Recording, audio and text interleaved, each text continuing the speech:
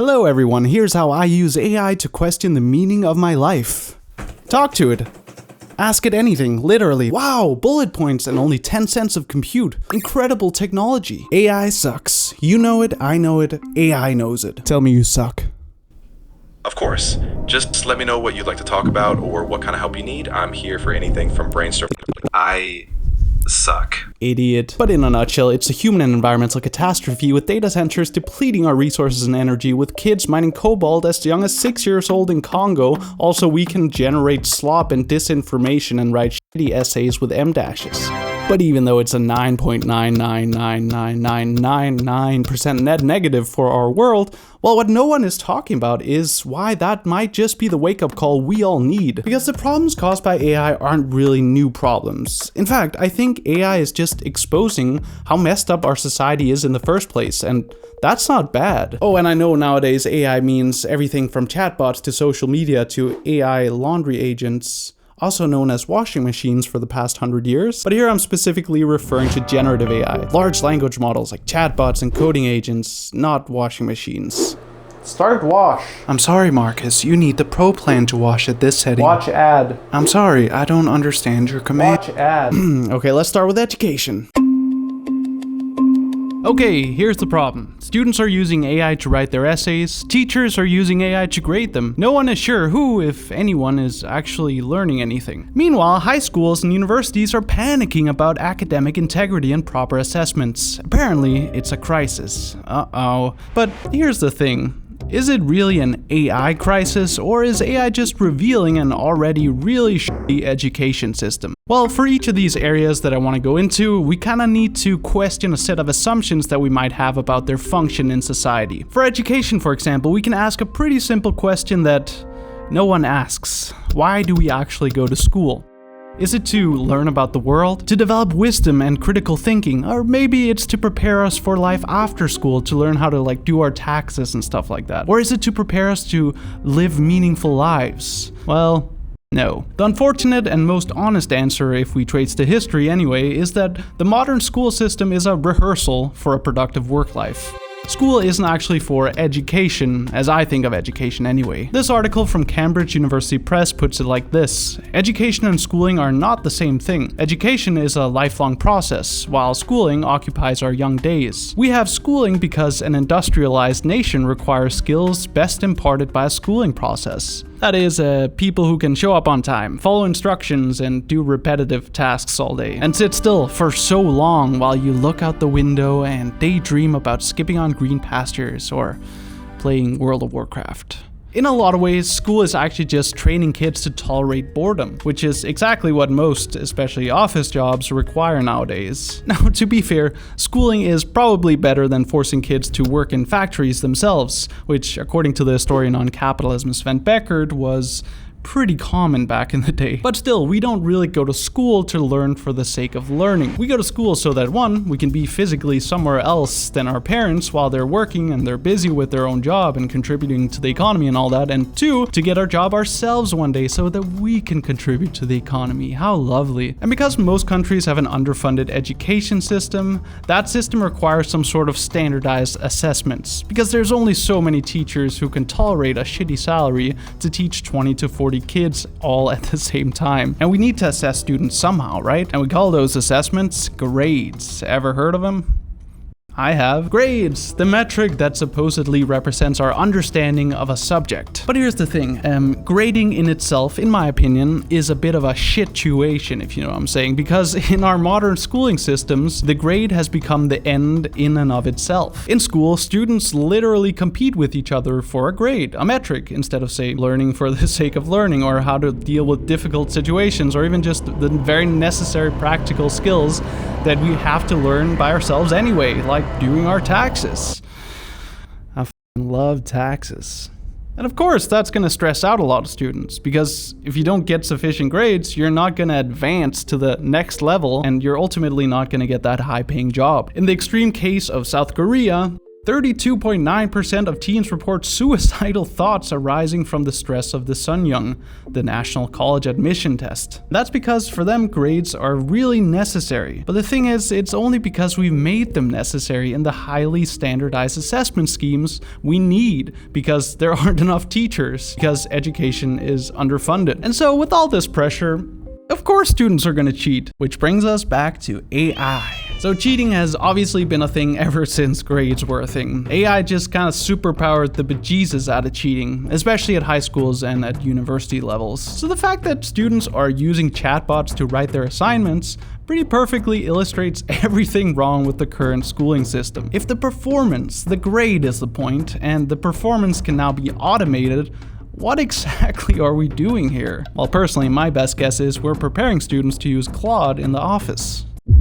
The whole thing is pretty absurd, but only because it highlights the already existing absurdity of the schooling system. But with AI highlighting this issue, it actually gives us a chance to think about whether we should fix this mechanism, or maybe we should finally ask whether the whole arrangement makes any sense at all. We could, for example, start funding more wholesome education like the Agora schools in the Netherlands do. That's just an example, but here they let kids learn according to their own interests, and with great success, by the way. Not to become productive workers one day, but to become people who might benefit society in ways that, transcend our modern religion with economic growth, which, by the way, is destroying our planet. Anyway, let's talk science.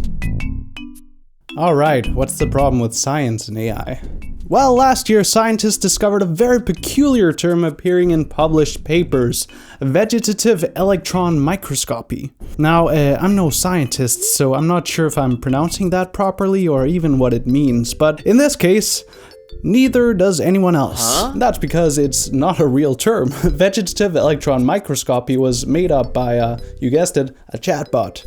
By accident. Apparently, when two papers from the 1950s were scanned and digitized, it combined the word vegetative from one column of text with electron from another, as you can see here. Then some scholar or two used this digitized paper and fed it into a chatbot to write their own paper, but when GPT or whatever used this as a source, it thought it was one word. I suck. Which brings us here. Now, vegetative electron microscopy appears in 42 scientific papers according to Google Scholar, and that includes peer-reviewed articles, which means that they've been thoroughly checked by third-party academics. Like this one. Fourier transform infrared spectroscopy, vegetative electron microscopy, and X-ray diffraction were used to determine blah blah blah blah blah. Sure, Rohala Sabiri Rise et al. Anyway, the point here is that scientists are using AI to write their own research and not even reading the output carefully enough to understand what it's writing. And that's genuinely alarming. A lot of our understanding of the world, surprisingly, is based on science, which depends on precision and rigor and, most of all, honesty and transparency, and an adherence to the truth. And plausible sounding nonsense dressed up as findings like this, well, it compounds, as I think is evidenced by the 42 other papers using vegetative electron microscopy. So let's ask that question again. Why is this happening? Why would researchers, people who have literally dedicated their professional lives to the pursuit of truth, outsource the writing of that truth to a prediction algorithm? Well, it's probably because academia runs on a system called publish or perish. Publish or perish has been a thing in academia for a long time before AI came around. It basically goes like this. If you want a stable academic position, like a tenured one, you need a publication record, and the more publications, the better. It's all about quantity here. So basically, if you're a researcher, your career depends on a continuous stream of output until you're tenured. But guess what? Tenure track positions are shrinking. In the US, for example, the proportion of faculty in tenure track positions has fallen from around 45% in 1975 to less than 30% today, with part-time faculty overtaking full-time by a lot, as you can see by these orange lines here. Now, to be fair, publish or perish did lead to this humorous party game Sounds fun. But it also led to something called the replication crisis, which refers to the widespread failures in academia to reproduce published scientific results from other papers, which is a problem. The point is, what we have here is precarious people competing for shrinking stable positions under pressure to publish more and with fewer resources. So should we really be surprised that researchers are taking shortcuts when their livelihood depends on it? So yeah, obviously academics turning to AI to match their publishing requirements is a problem for science. But publishing crap has been a problem for a while now. And chatbots are just the most efficient shortcut in a system that's already normalized quantity over quality of work. But academics aren't the only ones who've seen a dramatic change in their field. So here I am in my bathroom asking for likes again. So everyone hates corporations, especially me. Try not to take ads, at least while I still have a couple months of savings. But you can actually help me out just by clicking that like button and by subscribing. So easy. Try to do it right now. I really want to keep making videos because I love it and that's the plan. And you can help me do that directly on my Patreon, where you can donate as little as a cup of coffee each month. It really adds up for me, and I think this is the way to go for, especially for an anti-capitalist YouTuber, to kind of make it all run around financially. Thanks for listening. Okay, back to the video. Okay, everyone knows this one. AI is taking our jobs. Oh no, that's the headline we keep reading. It's what so many Senate hearings center on these days, and what a truly vast body of AI-written LinkedIn thought pieces love to ponder about. Like this one. AI has changed the equation. Nice headline. Artificial intelligence does not just multiply labor, it replaces it. Gotta love it. Criticizing AI? Why not use AI to criticize AI? But okay, AI-caused unemployment is a real issue for a lot of people. Maybe it's overblown, but even I personally know people in entry-level white-collar jobs, who, especially in coding jobs, who've been fired because of AI. But then again, if we think a little more closely about which jobs are being replaced, well, is it really an AI problem? Mostly it's jobs like copywriters, data analysts, finance people, admins, jobs that if you tried to explain them at a dinner party would make your guests slowly nod and desperately try to change the subject. But AI isn't replacing nurses, electricians, teachers, plumbers, construction workers, or care workers, or the people who keep the snow from piling up at 2 a.m. midwinter. I live in Canada. Get your own country. In other words, it's not replacing the jobs that are keeping society running. Now, to be fair, some bureaucratic jobs are very necessary for society to run at the scale of a country, and AI might replace those jobs. But is that really a problem? Well, I think answering that question tells us all we need to know. So why do people want boring bureaucratic jobs? Well, I don't think it's because they're fulfilling. I think it's because they need to put food on the table. They need to have a job and an income, and that brings us to the deeper problem. The anthropologist David Graeber spent years documenting what he called bullshit jobs. You've probably heard about it before. These are the jobs that even the people who are working them admit serve no real social purpose. And he backs this up by lots and lots of surveys and data, by the way. It's the kind of jobs that if they disappeared wouldn't really make a difference in the world. Like middle management layers relaying information between other middle management layers, or compliance teams making PowerPoints no one looks at, communications departments making more PowerPoints that exist primarily to justify the continued existence of communication departments. Now, Graeber argued that we've essentially built a society that defines human worth, our worth, through our employment. And so even though we don't need all these jobs and we've become super productive and advanced or whatever you want to call it as a society, well, we still must work, even if that work is completely useless. I mean, God forbid getting an income for doing nothing, right? In our paradigm of work, having a job that has no social benefit for society at all, and even makes the world a worse place in a lot of cases, talking about finance here, well, that's morally superior to having no job at all. So what we have here is a system of millions, if not billions, of people who at the end of their working lives have spent the vast majority of their waking hours optimizing quarterly earnings for a corporation that they will never meaningfully own a piece of. And of course, this paradigm is a direct outcome from our long history with capitalism. You know, I always find it funny when people compare capitalism to feudalism, you know, the other economic system we had before capitalism in most of the world. And yeah, in a lot of ways, capitalism is better than, you know, lords renting out their lands to poor peasants, aka serfs, who are exploited. But what often gets left out of the conversation is that there actually was something in between the two systems, and specifically in Northern Europe. As the political economist and anthropologist Jason Hickel points out in his very instructive book, Less is More, I actually have it.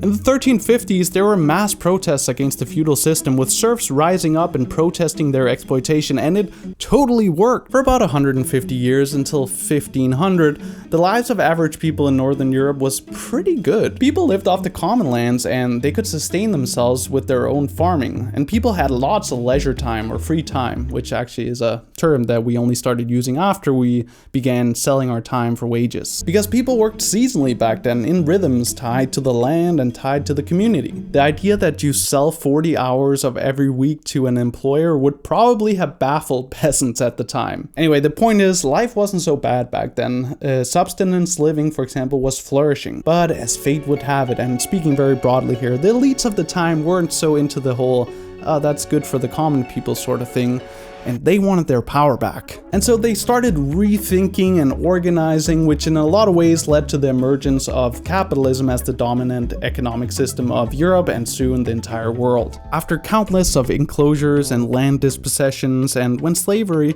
wasn't all that cool anymore, well, we started to rethink labor entirely. Human time and identity soon became linked to wage labor, and for a while there, it was even enforced by the law too. Throughout the 18th and 19th centuries, capital owners in collaboration with the states, they had these vagrancy laws that literally criminalized not working. And they needed it because, when slaves were freed, they just kind of go hang out and do their own thing and eat fruit and subsistence live and farm and stuff like that. Live off the land, But that's not good for the companies that need all this labor to make profit. So the answer they came up with to this problem was to just hunt down people, quite literally.